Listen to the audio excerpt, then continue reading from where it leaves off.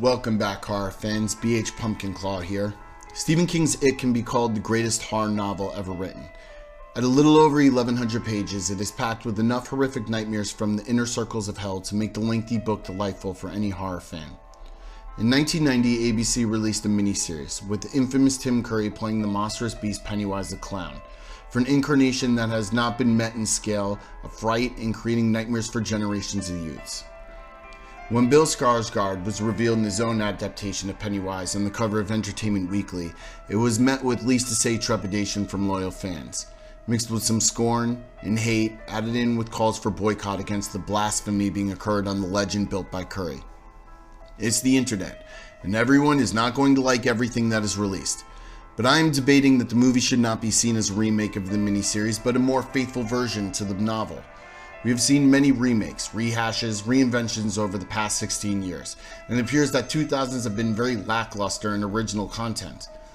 But if you compare the miniseries released and the grand scale the new It is pulling off, I would say that labeling it a simple remake does the future movie a grave injustice, but also degrades the novel it is adapting as well. There are many factors and points in the book that fans like myself considered imperative to the overall picture, and making the entity behind Pennywise the Clown even more perilous than a gigantic spider with deadly lights in its stomach, as was portrayed in the miniseries. Starting off, we will begin with Pennywise himself. There is outrage with message boards and commentaries of the internet saying that they ruin the appearance and looks dumb, and that the Tim Curry version was closer to the book. If you feel that the Tim Curry version is closer to the book, you need to go back and reread the passage again. The original Pennywise was described to be in a silver suit with giant orange pom-pom buttons on the front, far different than that of the 90s version. If you look at the 2017 Pennywise, you will see almost a Harlequin-like appearance, referencing centuries-old clown outfits. This is very suitable to the character, considering it, or Bob Gray for book fans, arrived in our universe millions of years ago, which I will go into further later. From there, let's look at production pictures released for the film. First, the fact that they completely built a Newbolt Street. If you follow the webpage or any of the fan sites dedicated to the production of the movie, you will see that they fully constructed the house on Newbolt Street.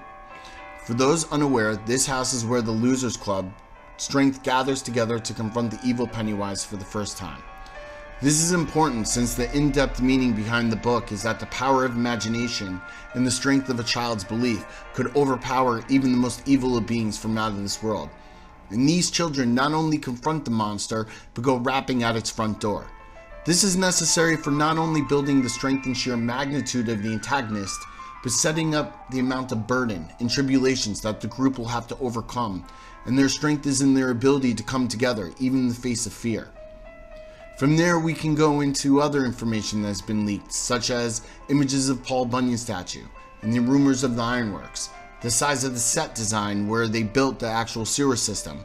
We're looking at a film that is exceeding the scale of the miniseries, and looking to develop the Pennywise portrayed in the book, an ominous presence from out of the universe that feeds on the fear of children, and create an entire town over it as an ultimate camouflage.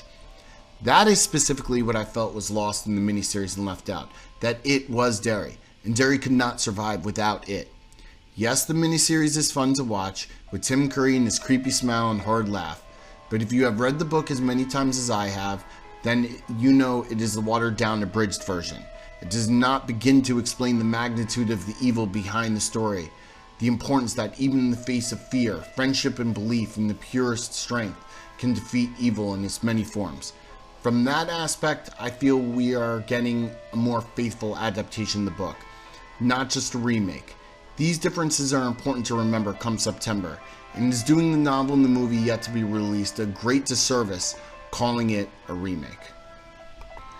Do you agree? Are you looking forward to the first part coming out in September? Tell me what you think, and like, share, and subscribe. Stay scared.